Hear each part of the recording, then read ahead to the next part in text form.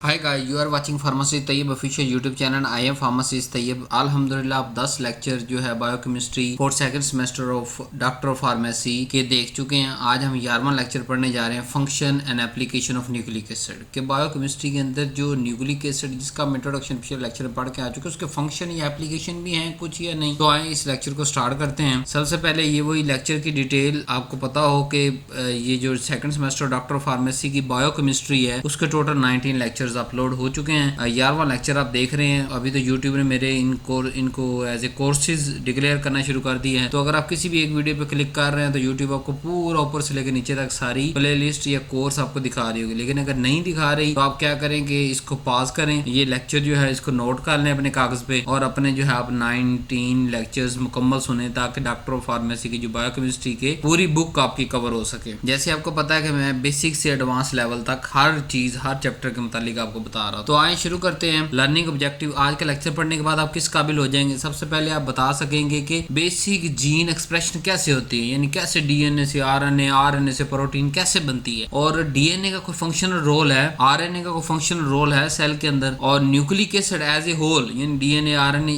As a whole जो है nucleic acid वो डायग्नोस्टिक टेक्निक्स के अंदर यूज हो सकता है, या बायो एनालिटिक एप्लीकेशन कौन कौन सी हैं जैसे पीसीआर, सीक्वेंसिंग, इन सब के बारे में डिटेल से देखेंगे। और ओवरऑल लास्ट में मैं अपना तड़का लगाऊंगा जिसके अंदर आपको फार्मास्यूटिक्स और क्लिनिकल सेटिंग्स की अभी से तैयारी करवाई जाएगी। और सारा नॉलेज आज के लेक्चर का इन दोनों टॉपिक्स पे हम फोकस करके देखेंगे कि किस तरह हम फार्मास्यूटिकल इनपुट इसमें से निकाल सकते हैं और किस तरह क्लिनिकल सेटिंग की निकाल सकते हैं। जी तो लेक्चर स्टार्ट करते हैं। सबसे पहले बेसिक जीन एक्सप्रेशन के डीएनए से आरएनए का बनना, आरएनए से प्रोटीन का बनना कैसे, ये सेंट्रल कॉन्सेप्ट जो है वो सारा का सारा जो न्यूक्लिक एसिड का फंक्शन है, सेंट्रल डोगमा ऑफ माइक्रोमोलिक्यूल के बारे में है। एक्चुअली हमें फ्लो ऑफ जेनेटिक इंफॉर्मेशन के बारे में बताया जा रहा है कि हाउ इंफॉर्मेशन फ्रॉम डीएनए, जिसको हम कहते हैं ना कि डीएनए के अंदर तो हमारी 7 पुश्तों तक की जो है वो इंफॉर्मेशन भी मौजूद है, प्लस जो हम एज ए इंडिविजुअल हैं इसका सर के बालों से लेके पाँव के नाखून तक सारी इंफॉर्मेशन मौजूद थी तो हम बने ना, यानी डीएनए के अंदर ये सारी इंफॉर्मेशन थी, किस तरह इसका जो है वो हाइट बनी है, कितना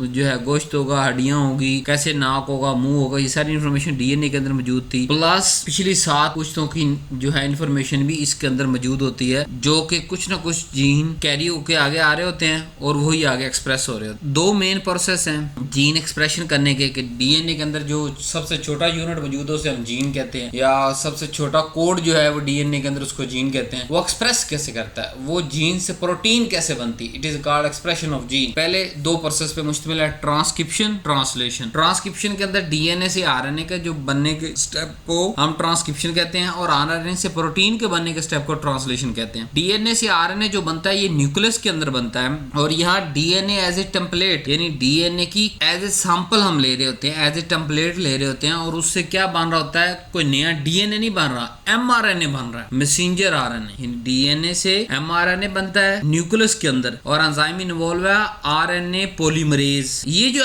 एमआरएनए है ये जेनेटिक कोड लेके आता है साइटोप्लाज्म की तरफ और वहां मौजूद होता है राइबोसोम। फिर दूसरा स्टेप स्टार्ट हो जाता है ट्रांसलेशन, यानी कि आरएनए से प्रोटीन का बनना जो कि राइबोसोम पे हो रहा होता है। डीएनए से एमआरएनए बना न्यूक्लियस के अंदर और फिर वो एमआरएनए साइटोप्लाज्म की तरफ मूव हो के आ गया, और वो जो एमआरएनए है उस पे अब क्या लिखा हुआ है कि डिफरेंट प्रोटीन के अंदर जो यानी एक स्पेसिफिक प्रोटीन के अंदर जो डिफरेंट अमाइनो एसिड है उसके सीक्वेंस के बारे में वो कोड किया जा रहा है। यानी एमआरएनए के अंदर कोड मौजूद है, लेट्स सपोज एक प्रोटीन बननी है, उसके 50 अमाइनो एसिड उसके अंदर लगने हैं। अब 50 1 से लेकर 50 तक किस तरह जुड़ेंगे, कौन सा पहले नंबर पे है, कौन सा 21वें नंबर पे है, कौन सा 50वें नंबर पे है, कौन सा 17वें नंबर पे, कौन सा 32वें नंबर पे, तो ये सारी इंफॉर्मेशन कोडिंग की शक्ल में एमआरएनए के पास होती है कि पहले ये वाला अमाइनो एसिड लगे, फिर ये लगेगा, फिर ये लगेगा, फिर ये लगेगा, और इस तरह जो एंड पे टर्मिनेशन होगी और पूरी प्रोटीन बन जाएगी। अब कोड हमारा साइटोप्लाज्म में पहुंच गया एमआरएनए की शक्ल में। डीएनए से एमआरएनए बना न्यूक्लियस के अंदर और वहां से एमआरएनए मूव हुआ है साइटोप्लाज्म के पास और ये आ गया राइबोसोम के पास। अब राइबोसोम आगे प्रोटीन बना रहा होता है, किस तरह, 2 और आरएनए यूज करके। एक होता है tRNA, T for transfer RNA, यानी ये जो अमाइनो एसिड पकड़ के लाता है, प्लस आरएनए यानी राइबोसोमल आरएनए जो कि राइबोसोम के फंक्शन को कैटलाइज कर रहा होता है और कैरी आउट करवा रहा होता है, और डिफरेंट जो अमाइनो एसिड हैं उनको एग्जैक्ट सीक्वेंस के अंदर पेप्टाइड बाउंड उनके बना रहा होता है। अब एक अमीनो एसिड के दूसरे अमीनो एसिड के साथ पेप्टाइड बाउंड बनना है, वो कौन बनाएगा? RNA, ribosomal RNA. तो इस तरह ट्रांसलेशन के अंदर आरएनए से प्रोटीन कैसे बनती है? सबसे पहले रीड होता है कि आरएनए पे कौन सा कोड मौजूद है। टीआरएनए वो वाला अमीनो एसिड लेके आता है, राइबोसोमल उस आरएनए को उस चेन के अंदर फिट कर देते हैं जहां पे वो कोड मौजूद होता है। ओवरऑल राइबोसोम ये सारा निजाम चला रहा है with the help of RNA and tRNA. इस तरह जब सारे अमीनो एसिड जुड़ जाते हैं तो एंड पे हमारे पास क्या रिजल्ट मिलता है? प्रोटीन बन जाती है, जिसको हम कहते हैं ट्रांसलेशन। तो ये हमारी जीन एक्सप्रेस होगी कि एक जो कोड खुफिया तौर पे डीएनए का मौजूद था उससे एमआरएनए बना और उस एमआरएनए से प्रोटीन बनी। तो वो जो कोड है अब वो एक स्ट्रक्चरल यूनिट की शक्ल में मौजूद है, प्लस वो फंक्शनल यूनिट भी है। प्रोटीन ने या तो कोई स्ट्रक्चर में हिस्सा लेना है या कोई फंक्शन परफॉर्म करना है। तो वो जो कोड डीएनए के अंदर मौजूद था अब वो किसी स्ट्रक्चर का हिस्सा है या कोई स्पेसिफिक फंक्शन परफॉर्म करने जा रहा है। तो this is called gene expression. छोटे से छोटा कोड जो कि डीएनए के अंदर मौजूद हो उसको हम कहते हैं जीन, और उस जीन से क्या बनी? Protein. This is called gene expression. Next ये देखिए, मैंने आपको दिखाया कि कैसे डीएनए डबल स्ट्रैंड होता है, उससे ट्रांसक्रिप्शन हुई तो सिंगल स्ट्रैंड एमआरएनए बना और उससे फिर ट्रांसलेशन हुई तो प्रोटीन बन गया। अब फंक्शन क्या होता है डीएनए का? 3 मेन फंक्शन है जी डीएनए की। Number 1 storage of genetic information. जैसे मैंने आपको कहा ना कि पिछली 7 पुश्तों की इंफॉर्मेशन इसके अंदर मौजूद होती है। जरूरी नहीं कि पूरी, लेकिन जो भी पोर्शन इस तक पहुंचे हैं डिफरेंट जीन्स की शक्ल में, जो कि खानदान दर खानदान चलते हुए आ रहे हैं, नस्ल दर नस्ल चलते हुए आ रहे हैं, वो इंफॉर्मेशन इसके अंदर मौजूद है। और प्लस पूरा ह्यूमन बीइंग कैसे बनेगा, कैसे फंक्शन करेगा, कैसे डेवलप करेगा पहले 9 माह के अंदर, और प्लस सारी जिंदगी के अंदर कैसे उसके बॉडी फंक्शन करेंगे, कैसे उसके बॉडी के स्ट्रक्चर बनाएंगे, ये सारी की सारी जो इन्फॉर्मेशन है। और फिर उससे आगे कैसे ऑफस्प्रिंग बनेंगे, क्योंकि स्पर्म और एग की शक्ल में फिर दोबारा यही DNA as a hereditary information next generation में शिफ्ट हो जाता है। सो सबसे पहले स्टोरेज डीएनए करता है, दूसरा रिप्लिकेशन कि डीएनए इस चीज को इंश्योर करवाता है कि जब भी सेल डिवीजन हो रही है उसमें ये जो जेनेटिक की कंटिन्यूटी रहे। हम जैसे मैंने आपको बताया ना कि स्पर्म और एग्स दोनों के मिलाप से जो आगे जाइगोट और फिर एक चाइल्ड और चाइल्ड से अडल्ट का बनना, अब वो क्या हो रहा है? एक्चुअली वो बाकी सारे कामों के साथ डीएनए सेंड हो रहा है मदर प्लस फादर दोनों की तरफ से। कुछ जीन जो डोमिनेट होंगी फादर की वो डोमिनेट कर जाएंगी, कुछ जो मदर की जीन होगी डोमिनेट वो उसके अंदर एक्सप्रेस कर जाएंगी। बट किसने इंश्योर किया कि ये इंफॉर्मेशन है वालिदैन से ऑफस्प्रिंग तक इसकी रिप्लिकेशन होके वहां तक पहुंचे? सेल डिवीजन के दौरान डीएनए ने इस चीज को इंश्योर करना। तीसरा फंक्शन डीएनए का कि जो भी सेलुलर एक्टिविटी हो रही है, जैसे मिसाल के तौर पे प्रोटीन सिंथेसिस अभी हम पढ़ के हैं, वो प्रोटीन अब स्ट्रक्चर के तौर पे भी काम कर सकती है, कोई फंक्शन भी परफॉर्म कर सकती है। तो वो किसने करवाना? सेलुलर एक्टिविटी कौन कंट्रोल कर रहा होता है? Indirectly DNA. अगर डीएनए से एमआरएनए ना बनता और एमआरएनए से फिर आगे प्रोटीन ना बनती तो किस तरह प्रोटीन बन सकती? तो ओवरऑल सारी सेलुलर एक्टिविटी को जो रेगुलेट कर रहा होता है, किसी चीज की कमी किसी चीज की ज्यादती, वो डीएनए की वजह से हो रही होती है। अगर वहां कोई प्रॉब्लम आएगा डीएनए की जीन के अंदर, वो चीज नहीं बनेगी। अगर कोई चीज ओवर एक्सप्रेस करेगी, कोई जीन ओवर एक्सप्रेस कर देगी किसी खास स्पेसिफिक इंडिविजुअल के अंदर, तो वो उसके सिम्टम्स भी नजर आना शुरू हुए। तो डीएनए का safely transfer plus over the life span के अंदर उस डीएनए से जो एक्सप्रेशन होना है जीन्स का, वो सारा नॉर्मली होना जरूरी है। तो ये 3 मेजर फंक्शन थे डीएनए के। नेक्स्ट हम पढ़ते हैं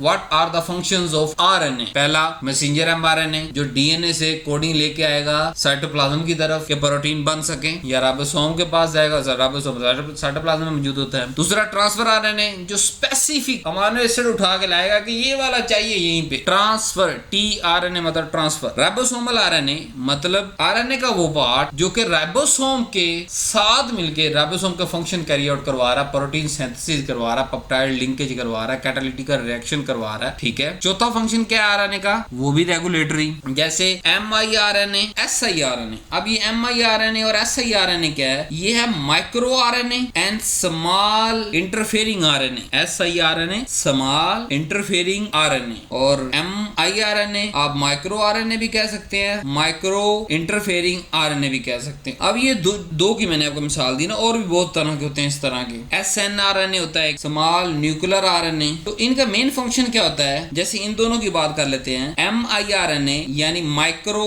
इंटरफेयरिंग इंटरफेयरिंग आरएनए या siRNA, स्मॉल इंटरफेयरिंग आरएनए, ये दोनों मेन क्लासेस जो आरएनए की है, ये नंबर एक तो सबसेट होती हैं स्मॉल आरएनए के, और इनका रोल होता है जीन रेगुलेशन के अंदर, कि जीन एक्सप्रेशन को किसी हद तक जाके ब्रेक भी तो लगवानी है ना, प्रोटीन की सिंथेसिस कहीं टर्मिनेशन भी तो होनी है ना। एक सीक्वेंस ऑफ, समझाने के लिए आपको कह रहा हूं, अमीनो एसिड का लगा, प्रोटीन पूरी होगी, अब उस रिएक्शन को रोकना भी तो है, और फिर उस प्रोटीन को राइबोसोम के साथ से अलग भी करवाना है ताकि वो प्राइमरी सेकेंडरी टर्शियरी स्ट्रक्चर्स के अंदर कन्वर्ट हो सके। तो वो जो टर्मिनेशन का मेन पॉइंट होता है, जिसको हम रेगुलेशन भी कहते हैं, कि अगर हम उसको रोके ही ना तो वो अगर 50 अमीनो एसिड है तो वो तो आगे और चलते चले जाएंगे। अगर और बाज़ जैसे डिसऑर्डर्स के अंदर होता है कि रेगुलेट नहीं हो पा रहे होते सही तरह से जीन एक्सप्रेशन, तो ये छोटे छोटे जो micro interfering RNA, small interfering RNA, ये सारे जीन एक्सप्रेशन को कंट्रोल कर रहे होते हैं ओवरऑल। जैसे मैंने आपको मिसाल दी कि वो जो प्रोटीन बन चुकी है, चंद जो है वो अमीनो एसिड के सीक्वेंस के मिलने से उनको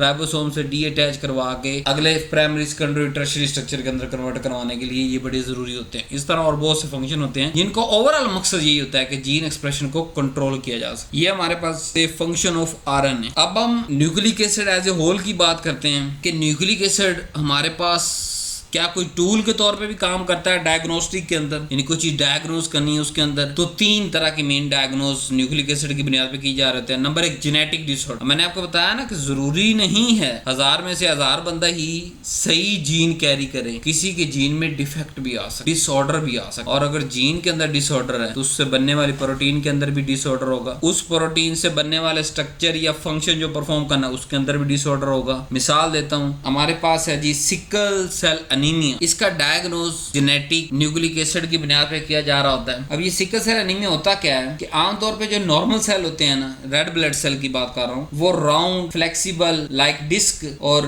इजीली ब्लड वेसल के अंदर जो है वो ऑक्सीजन को कैरी कर रहे होते हैं। But in sickle cell anaemia के अंदर जो रेड ब्लड सेल हैं वो सिकल शेप हो जाते हैं, या हम जैसे उर्दू में कहते हैं दरांती, जिससे घास वगैरह काट दरांती की शेप के होते हैं। अब आपको पता है कि जैसे ही किसी स्पेसिफिक कंपोनेंट का अगर स्ट्रक्चर ही सही ना हो तो क्या फंक्शन परफॉर्म करेगा, वो ऑक्सीजन भी कैरी नहीं करते जब वो सिकल सेल हो जाते हैं, क्योंकि नॉर्मली तो वो राउंड होना चाहिए, रेड ब्लड सेल फ्लेक्सिबल होने चाहिए, डिस्क लाइक होने चाहिए, बट क्योंकि जेनेटिक डीएनए के अंदर म्यूटेशन आ गई, कोई खास जेनेटिक कोड के अंदर चेंजेस आ गई, जैसे सिकल सेल के अंदर रिपोर्ट होता है हमारे पास HBB जीन, उसके अंदर म्यूटेशन आती है जिससे ओवरऑल फिर सिकल सेल एनीमिया हो जाता है, यानी कि रेड ब्लड सेल पहले सिकल शेप बनते हैं फिर ओवरऑल खून की कमी हो जाती है, तो उसे हम एनीमिया कहते हैं, और सिकल सेल एनीमिया ओवरऑल इसको कह देते हैं। बट अब सिकल सेल एनीमिया की डायग्नोस्टिक किस बुनियाद पे की जाएगी? एक तो फिजिकली तो चलो हम देख लेंगे कि जी ब्लड का सैंपल लें और माइक्रोस्कोप के नीचे देख लें शेप क्या है रेड ब्लड सेल की, बट कहां से रहा है? म्यूटेशन ऑफ डीएनए से। तो वो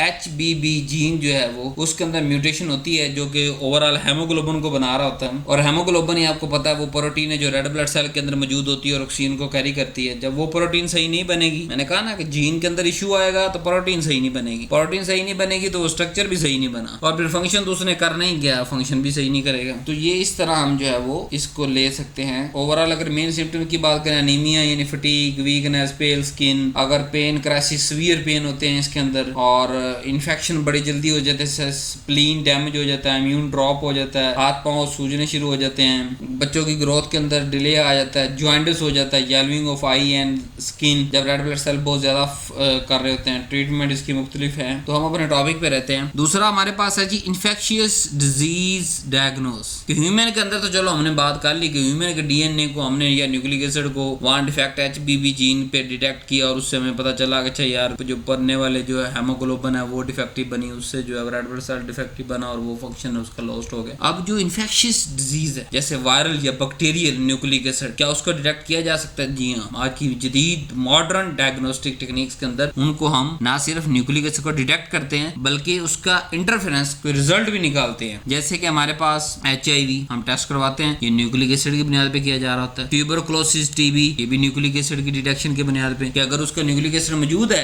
XYZ वायरस या बैक्टीरिया का तो वो बीमारी मौजूद है और एक खास अमाउंट होती है, उससे ज्यादा मौजूद होना चाहिए। कैंसर डायग्नोस्टिक की बात करें, तीसरा मेन डायग्नोस्टिक टेक्निक, इसके अंदर हम ओंकोजीन्स को आइडेंटिफाई करते हैं, ट्यूमर मार्कर्स को आइडेंटिफाई करते हैं थ्रू न्यूक्लिक एसिड डायग्नोसिस, और हम हम निकालते हैं कि अच्छा ये जो XYZ कैंसर है, जैसे ब्रेस्ट कैंसर है, कोई और प्रोस्टेट कैंसर है, हजारों टाइप्स हैं कैंसर की, वो किस जीन की वजह से हुआ, और फिर उस बुनियाद पे जब जेनेटिक प्रोफाइलिंग कर लेते हैं तो उस स्पेसिफिक जो हमारे पास कैंसर होता है उसका डायग्नोज करना आसान हो जाता है और उसके लिए स्पेसिफिक मेडिसिन बनाई जा सकती है और मेडिसिन डिलीवर की जा सकती है उस पेशेंट। नेक्स्ट हमारे पास ये आ गया पॉलीमरेज चेन रिएक्शन, जो एनालिटिकल एप्लीकेशन की बात करें कि मुख्तलिफ कौन सा प्रोसीजर्स फॉलो किए जा रहे होते हैं। PCR मतलब पॉलीमरेज चेन रिएक्शन, ये एक लैब टेक्निक है जो कि मिलियन से बिलियन कॉपीज बनाती है स्पेसिफिक DNA के किसी भी खास सीक्वेंस या सेगमेंट की चंद घंटों के अंदर। हम इसको यूज क्यों करते हैं, क्यों इतनी कॉपीज हमें मिलियन और बिलियन के अंदर चाहिए?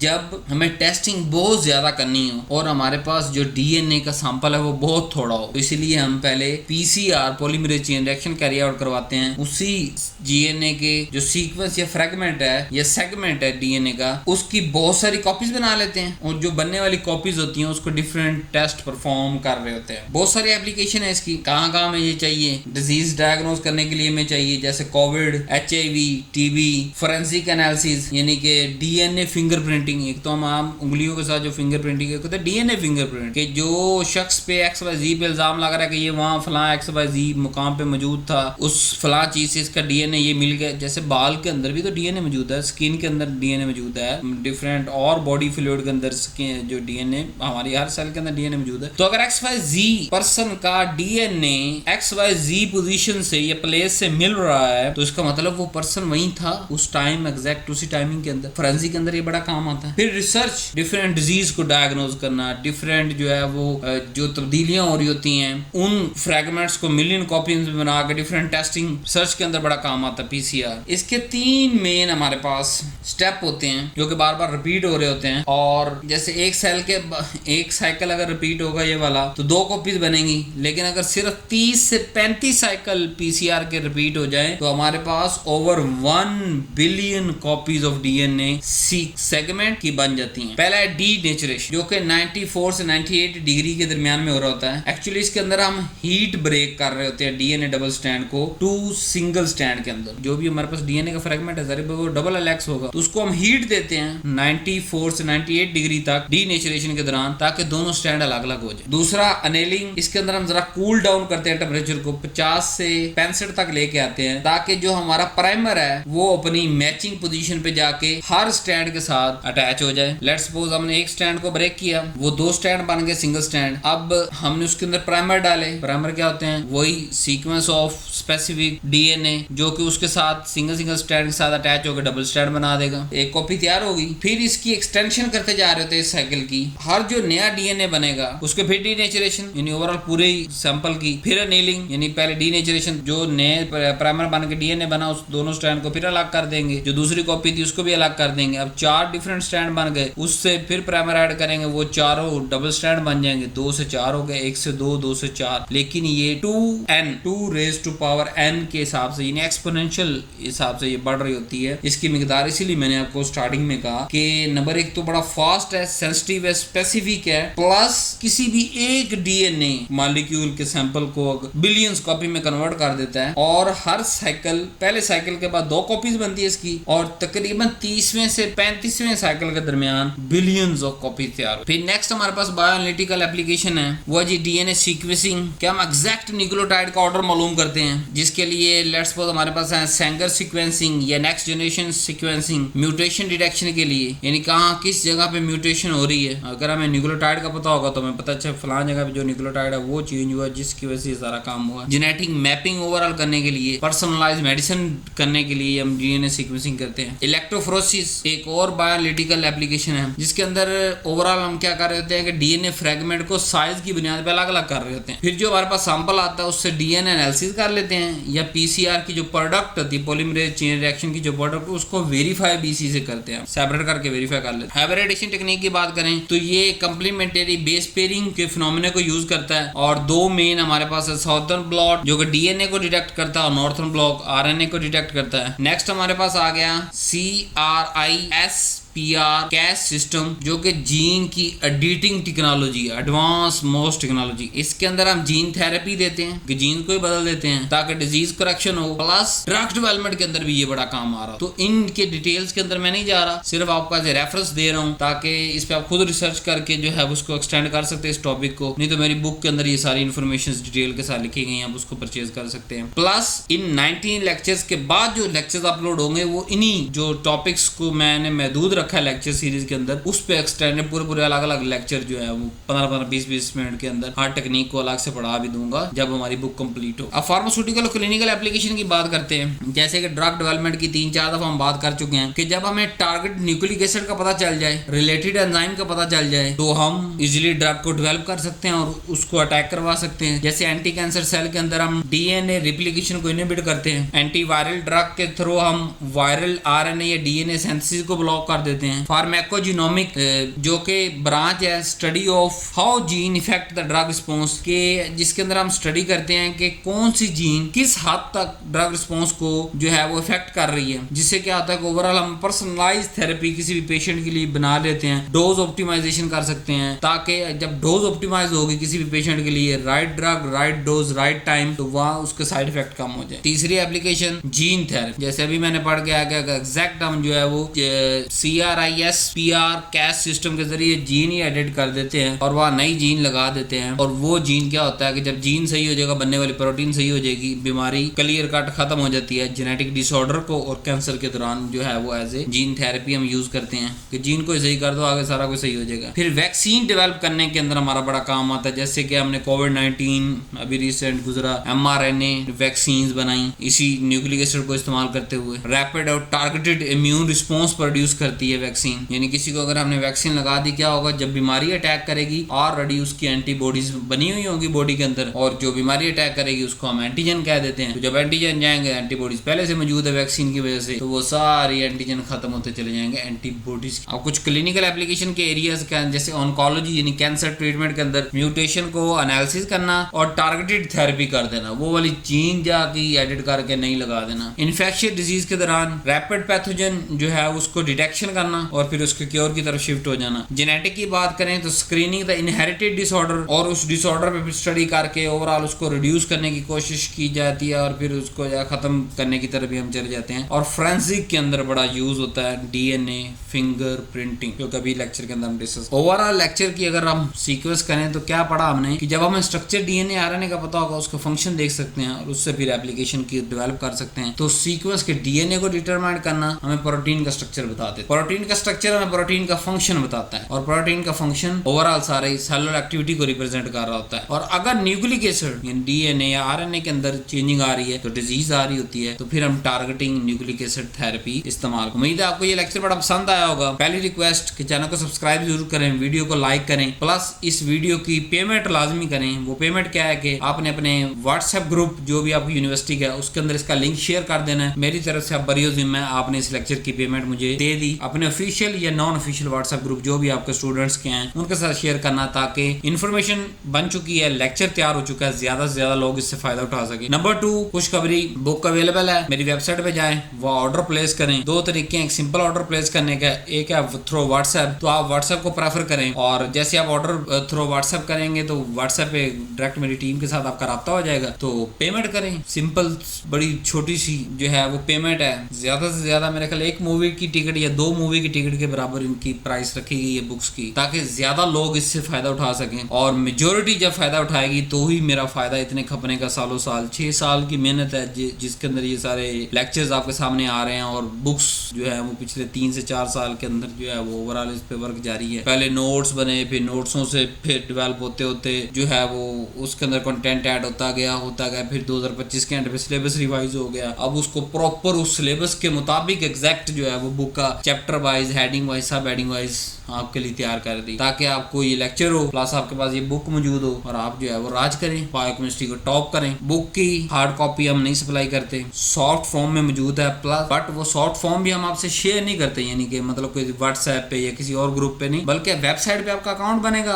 और उस वेबसाइट के अकाउंट के अंदर आपको बुक शो हो जाएगी, चाहे एक खरीदें चाहे सारी की सारी खरीद लें 5 सालों की। प्लस उसकी जो है वो आप उसको जब मर्जी जितनी देर मर्जी तक खोल के बैठे रहे, तो मोबाइल पे आप बुक खोल लें, लैपटॉप पे आप लेक्चर चला लें, दोनों चीजें इकट्ठी देखते चले जाएं। बेसिक से एडवांस इन्फॉर्मेशन मैं लेक्चर के अंदर दे देता हूँ और एक थोड़ा सा खाका भी आपको मिल जाता है कि ये किस तरह ये चैप्टर को कवर करना है, इसकी सब हेडिंग्स क्या हो सकती हैं। लेकिन एक complete information plus most updated information, क्योंकि बुक्स तो टाइम टू टाइम रिवाइज हो रही होती है ना, वो बुक के अंदर मौजूद। हर जो भी यहाँ अगर कुछ टॉपिक्स को मतलब शॉर्ट भी करता हूँ सिंपल रखने के लिए आपके ये यूट्यूब की रिकमेंडेशन के मुताबिक, तो वहाँ फिर मेरे पास लेवरेज है सॉफ्ट फॉर्म में जितनी मर्जी लिखते चला जाऊँ, आपके लिए आसानी करता चला जाऊँ। तो वेबसाइट आपके सामने हर स्लाइड के नीचे आ रही, व्हाट्सएप का नंबर भी आ रहा है, इससे भी रब्ता कर सकते हैं। उम्मीद है कि आपने अभी तक इस वीडियो की पेमेंट कर चुके होंगे, यानी चैनल को सब्सक्राइब, वीडियो को लाइक और शेयर करना है अपने दोस्तों के साथ व्हाट्सएप ग्रुप। अल्लाह हाफिज़ नासिर। नेक्स्ट लेक्चर यानी नीचे वाले लेक्चर के अंदर मुलाकात होती है।